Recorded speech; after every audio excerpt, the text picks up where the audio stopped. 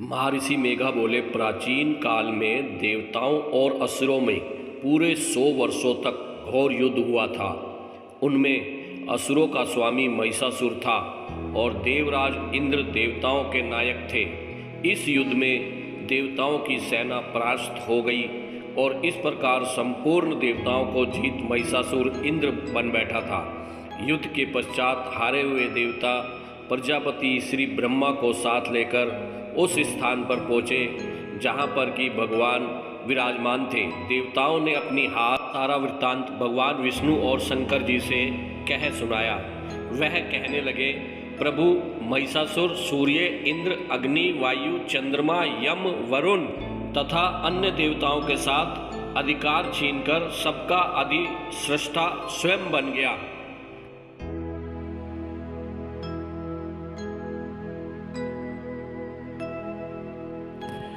उसने समस्त देवताओं को स्वर्ग से निकाल दिया है।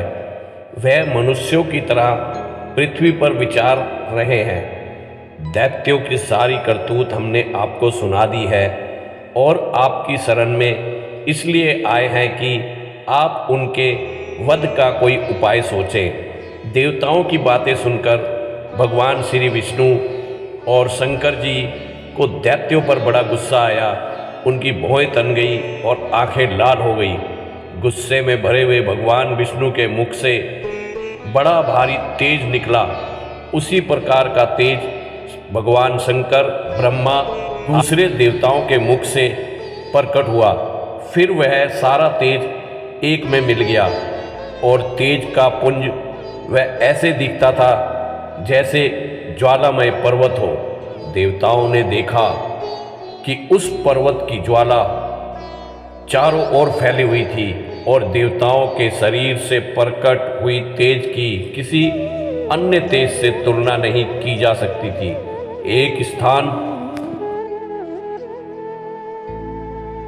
पर इकट्ठा होने पर वह तेज एक देवी के रूप में परिवर्तित हो गया और अपने प्रकाश से तीनों लोकों में व्यास जाना पड़ा। वह भगवान शंकर का तेज था। उससे देवी का मुख प्रकट हुआ। यमराज के तेज से उसके सिरा के बाल बने। भगवान श्री विष्णु के तेज से उसकी भुजाएं बनी। चंद्रमा के तेज से दोनों स्तन और इंद्र के तेज से जंगा और पिंडली तथा पृथ्वी के तेज से नितंब भाग बना। ब्रह्मा के तेज से दोनों चरण और सूर्य के तेज से उनकी उंगलियां पैदा हुई और वसुओं के तेज से हाथों की उंगलियां और कुबेर के तेज से नासिका बनी। प्रजापति के तेज से उनके दांत और अग्नि के तेज से उनके नेत्र बने। संध्या के तेज से उसकी भौहें और वायु के तेज से उसके कान प्रकट हुए थे। इस प्रकार देवी का प्रादुर्भाव हुआ था। महिषासुर से पराजित देवता उस देवी को देखकर अत्यंत प्रसन्न हुए।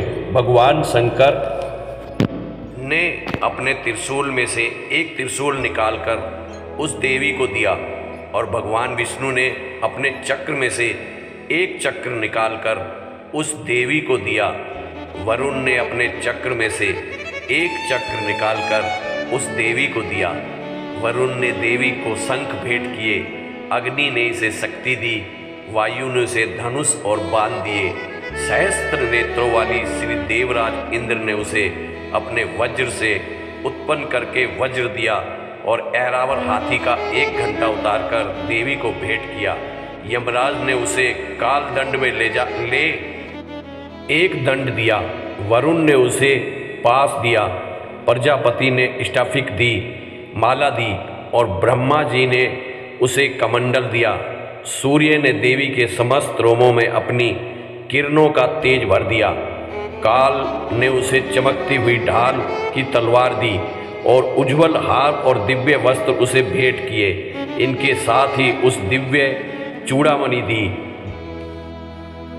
2 कुंडल, कंकन, उज्ज्वल अर्धचंद्र, बाहों के लिए बाजूबंद, चरणों के लिए नुपुर, गले के लिए सुंदर हंसली और उंगलियों के लिए रत्नों की बनी हुई अंगूठी दी। विश्वकर्मा ने उसको फरसा दिया और उसके साथ ही कई प्रकार के अस्त्र और अभेद कवच दिए। इससे अतिरिक्त उसने कभी ना कुंभालने वाले सुंदर कमलों की मालाएं भेंट की। समुंदर ने सुंदर कमल का फूल भेंट किया। हिमालय ने सवारी के लिए सिंह और तरह तरह के रत्न देवी को भेंट किए। यक्षराज कुबेर ने मधु से भरा हुआ पात्र और शेषनाग ने उन्हें बहुमूल्य मणियों से विभूषित नागहार भेंट किया। इसी तरह दूसरे देवताओं ने भी उसे आभूषण और अस्त्र देकर उसका सम्मान किया। इसके पश्चात देवी ने उच्च स्वर से गर्जना की। उसके इस भयंकर नाद से आकाश गूंज उठा। देवी का वह उच्च स्वर से किया हुआ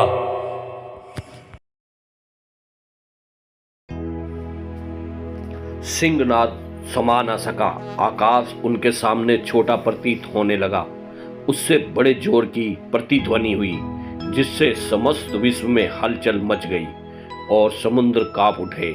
पृथ्वी डोलने लगी और सबके सब पर्वत हिलने लगे।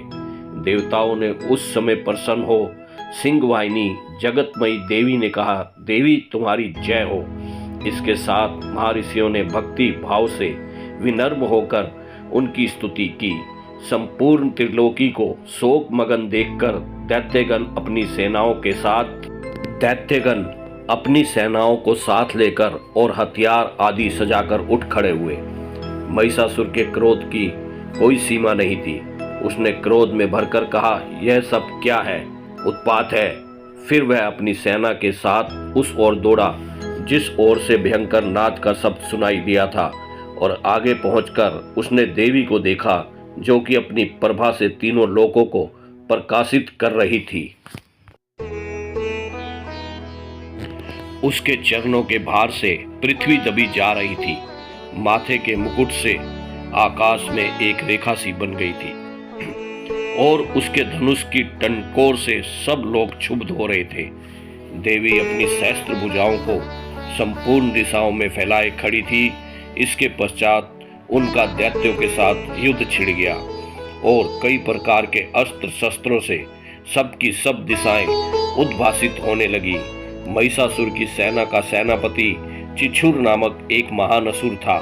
वह आगे बढ़कर देवी के साथ युद्ध करने लगा और दूसरे दैत्यों की चतुरंगिनी सेना के साथ लेकर चामर भी लड़ने लगे और 60,000 महारथियों को साथ लेकर उतर्ग नामक महादैत्य आकर युद्ध करने लगा और महाहनु नामक असुर 1 करोड़ रथियों को साथ लेकर असिलोमा नामक असुर 5 करोड़ सैनिकों को साथ लेकर युद्ध करने लगा। वास्कल नामक असुर 60 लाख असुरों के साथ युद्ध में आ डटा। विडाल नामक असुर 1 करोड़ रथियों सहित लड़ने को तैयार था। इन सबके अतिरिक्त और भी हजारों असुर हाथी और घोड़ा साथ लेकर लड़ने लगे और इन सब के पश्चात महिषासुर करोड़ों रथों, हाथियों और घोड़ों सहित वहां आकर देवी के साथ लड़ने लगा। सभी असुर तोमर, भिंदीपाल, शक्ति, मूसल, खड़ंगों, फारसों, पट्टियों के साथ रणभूमि में देवी के साथ युद्ध करने लगे। कई शक्तियां फेंकने लगे और कोई अन्य सहस्त्रादि। इसके पश्चात सबके सब दैत्य अपनी अपनी तलवारें लेकर हाथों में लेकर देवी की ओर दौड़े और उसे मार डालने का उद्योग करने लगे। मगर देवी ने क्रोध में भरकर खेल ही खेल में उन सब अस्त्रों शस्त्रों को काट दिया। इसके पश्चात ऋषियों और देवताओं ने देवी की स्तुति आरंभ कर दी और प्रसन्न होकर असुरों के शरीरों पर अस्त्र शस्त्रों की वर्षा करती रही।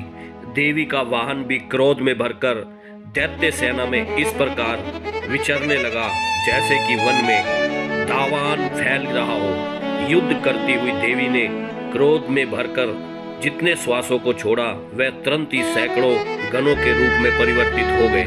फरसे, भिंदीपाल, खड़ग तथा पट्टितास इत्यादि अस्त्रों के साथ दैत्यों से युद्ध करने लगे। देवी की शक्ति से बढ़े हुए वह गण दैत्यों का नाश करते हुए ढोल, शंख व मृदंग आदि बजा रहे थे। तदंतर देवी ने त्रिशूल, गदा, शक्ति खड्ग इत्यादि से सहस्त्र असुरों को मार डाला। कितनों को घंटे की भयंकर आवाज से ही यमलोक पहुंचा दिया। कितने ही असुरों को उसने पास में बांधकर पृथ्वी पर घसीटा। कितने ही को अपनी तलवारों से टुकड़े टुकड़े कर दिए और कितनों को गदा की चोट से धरती पर सुला दिया। कई दैत्य मूसल की मार से घायल होकर रक्त वमन करने लगे और कई सूल से छाती फट जाने के कारण पृथ्वी पर लेट गए और कितनों की बाण वर्षा से कमर टूट गई। देवताओं को पीड़ा देने वाले दैत्य कट कट कर मरने लगे। कितनों की बाहें अलग हो गई, कितनों की ग्रीवाएं कट गई, कितनों के सिर कटकर भूमि पर लुढ़क गए, कितनों के शरीर बीच में से कट गए और कितनों की जांघाएं कट गई और वह पृथ्वी पर गिर पड़े। कितने ही सिर व पैरों के कटने पर भूमि पर से उठ खड़े हुए और शस्त्र हाथ में लेकर देवी से लड़ने लगे और कई दैत्यगण भूमि में बाजों की ध्वनि के साथ नाच कर रहे थे। कई असुर जिनके सर कट चुके थे बिना सर के धड़ से ही हाथ में शस्त्र लिए हुए लड़ रहे थे। दैत्य रह रहकर ठहरो ठहरो कहते हुए देवी को युद्ध के लिए ललकार रहे थे। जहां पर यह घोर संग्राम हुआ था वहां की भूमि रथ, हाथी, घोड़ों और असुरों की लाशों से भर गई और असुरों के सेना के बीच में रक्तपात होने के कारण रुधिर की नदियां बह गई। और इस तरह देवी ने असुरों की विशाल सेना को क्षण भर में इस तरह से नष्ट कर डाला जैसे तुन काष्ठ के बड़े समूह को अग्नि काष्ठ नष्ट कर डालती है। और देवी का सिंह भी गर्दन के बालों को हिलाता हुआ बड़ा शब्द करता हुआ असुरों के शरीर से मानो उनके प्राणों को ढूंढ रहा हो। वहां देवी के गणों ने जब दैत्यों के साथ युद्ध किया तो देवताओं ने प्रसन्न होकर आकाश से उन पर पुष्प वर्षा करी। महर्षि मेघा ने कहा, महिषासुर की सेना नष्ट होती देखकर उस सेना का सेनापति चिक्षुर क्रोध में भर देवी के साथ युद्ध करने के लिए आगे बढ़ा। वह देवी के इस प्रकार बाणों की वर्षा करने लगा मानो सुमेरी पर्वत पानी की धार बरसा रहा हो। इस प्रकार देवी ने अपने बाणों से उसके बाणों को काट डाला तथा उसके घोड़ों व सारथियों को मार दिया। साथ ही उसके धनुष और उसकी अत्यंत ऊंची ध्वजा को भी काटकर नीचे गिरा दिया। उसका धनुष कट जाने के पश्चात उसके शरीर के अंगों को भी अपने बाणों से बीन दिया। धनुष, घोड़ों और सारथी के नष्ट हो जाने पर वह असुर ढाल और तलवार लेकर देवी की तरफ आया। उसने अपनी तीक्ष्ण धार वाली तलवार से देवी के सिंह के मस्तक पर प्रहार किया और बड़े वेग से देवी को बाईं भुजा पर वार किया, किंतु देवी की बाईं भुजा को छूते ही उस दैत्य की तलवार टूटकर दो टुकड़े हो गई। इससे दैत्य ने क्रोध में भरकर सूल हाथ में लिया, उसे भद्रकाली देवी की ओर फेंका। देवी की ओर आता हुआ वह सूल आकाश से गिरते हुए सूर्य के समान प्रज्वलित हो उठा। उस सूल को अपनी ओर आते हुए देखकर देवी ने भी सूल छोड़ा और महाअसुर के सूल को 100 टुकड़े कर दिए और साथ ही महाअसुर के प्राण भी हर लिए। चिक्षुर के मरने पर देवताओं को दुख देने वाला चामर नामक दैत्य हाथी पर सवार होकर देवी से लड़ने के लिए आया और उसने आने के साथ ही दैत्य इस प्रकार गणों की सेना को गिरा देवी के सिंह को मारने के लिए दौड़ा। इस पर देवी को बड़ा गुस्सा आया। उधर दैत्य भी क्रोध में भरकर धरती को खुरों से खोदने लगा तथा सींगों से पर्वतों को उखाड़ उखाड़ कर धरती पर फेंकने लगा और मुख से शब्द करने लगा। महिषासुर के वेग से चक्कर देने के कारण पृथ्वी क्षुब्ध होकर फटने लगी। उसकी पूंछ से टकराकर समुद्र चारों ओर फैलने लगा। हिलते हुए सींगों के आघात से मेघ खंड खंड हो गए और श्वास से आकाश में उड़ते हुए पर्वत फटने लगे। इस तरह क्रोध में भरे हुए राक्षस को देख चंडिका को भी क्रोध आ गया और वह उसके मारने के लिए क्रोध में भर गई और देवी ने पास फेंककर दैत्य को बांध लिया और उसने बंध जाने पर दैत्य का रूप त्याग दिया और सिंह का रूप बना लिया। और ज्यों ही देवी उसका सिर काटने के लिए तैयार हुई कि उसने पुरुष का रूप बना लिया जो कि हाथ में तलवार लिए हुए था। देवी ने तुरंत ही अपने बाणों के साथ उस पुरुष को अपनी तलवार ढाल सहित बीन डाला। इसके पश्चात वह हाथी के रूप में दिखाई देने लगा और अपनी लंबी सूंड से देवी के सिंग को खींचने लगा और गर्जना करने लगा। देवी ने अपनी तलवार से उसकी सूंड काट डाली। तब राक्षस ने एक बार फिर भैंसे का रूप धारण कर लिया और पहले की तरह चर अचर जीवों सहित समस्त त्रिलोकी को व्याकुल करने लगे। इसके पश्चात क्रोध में भरी हुई देवी बारंबार उत्तम मधु का पान करने लगी और लाल लाल नेत्र करके हंसने लगी। उधर बालवीर्य तथा मद से क्रुद्ध हुआ दैत्य भी गर्जने लगा। अपने सींगों से देवी पर पर्वतों को फेंकने लगा। देवी अपने बाणों से उसके फेंके हुए पर्वतों को चूर्ण करती हुई बोली, ओ मूढ़, जब तक मैं मधुपान कर रही हूं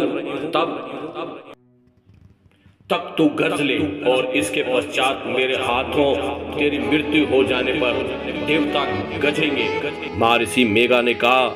यूं कहकर देवी उछलकर उस दैत्य पर जा चढ़ी और उसको अपने पैरों से दबाकर सूल से उसके गले पर आघात किया। देवी के पैर से दबने पर भी दैत्य अपने दूसरे रूप से अपने मुख से बाहर होने लगा। अभी वह आधा ही बाहर निकला था कि देवी ने अपने प्रभाव से उसे रोक लिया। जब वह आधा निकला हुआ ही दैत्य युद्ध करने लगा, तब देवी ने अपनी तलवार से उसका सिर काट दिया। इसके पश्चात सारी राक्षस सेना हाहाकार करती हुई वहां से भाग खड़ी हुई और सब देवता अत्यंत प्रसन्न हुए तथा ऋषियों महर्षियों सहित देवी की स्तुति करने लगे। गंधर्वराज गान करने लगे तथा अप्सराएं नृत्य करने। महर्षि मेघा बोले, देवी ने जब पराक्रमी दुरात्मा महिषासुर को मार गिराया और असुरों की सेना को मार गिराया, तब इंद्र आदि समस्त देवता अपने सिर तथा शरीर को झुकाकर भगवती की स्तुति करने लगे। जिस देवी ने अपनी शक्ति से यह जगत व्याप्त किया है और जो संपूर्ण देवताओं तथा महर्षियों की पूजनीय है, उस अंबिका को हम भक्तिपूर्वक नमस्कार करते हैं। वह हम सबका कल्याण करे। जिस अतुल प्रभाव और बल का वर्णन भगवान विष्णु, शंकर और ब्रह्मा जी भी नहीं कर सके, वह चंडिका देवी इस संपूर्ण जगत का पालन करे और अशुभ भय का नाश करे। पुण्य आत्माओं के घरों में तुम स्वयं लक्ष्मी रूप हो और पापियों के घर में तुम अलक्ष्मी रूप हो। जय माता दी, जय माता दी।